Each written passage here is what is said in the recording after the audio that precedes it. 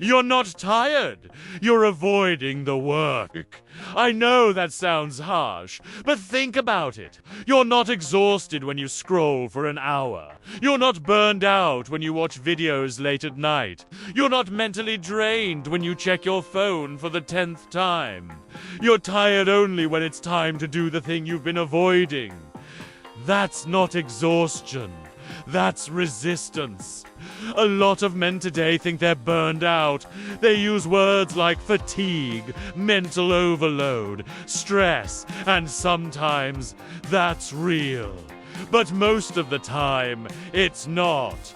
Most of the time, what you're feeling isn't tiredness, it's discomfort. And instead of admitting that, you label it as exhaustion.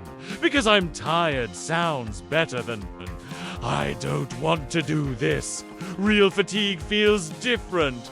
Real fatigue is when your body shuts you down, when you can't focus on anything, when rest actually helps. Avoidance doesn't go away with rest. You can sleep 8 hours, take a break, have a day off, and the moment you sit down to work, the resistance comes back. That's how you know. You weren't tired. You were avoiding. Today, avoiding work is easier than ever.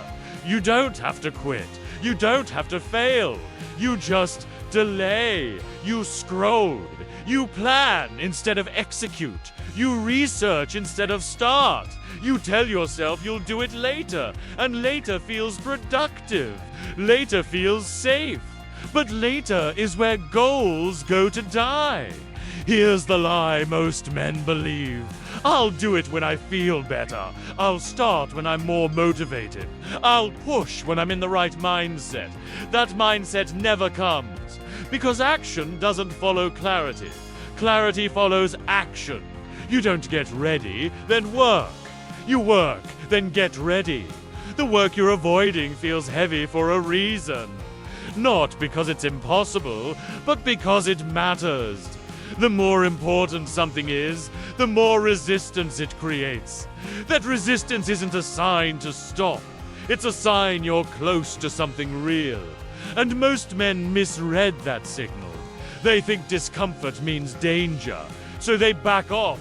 Strong men read it differently. They see it as direction. Discipline isn't motivation. It isn't hype. It isn't confidence. Discipline is doing the work while your mind looks for excuses. It's showing up when you don't feel like it. Not because you're tough, but because you've decided that feelings don't get a vote.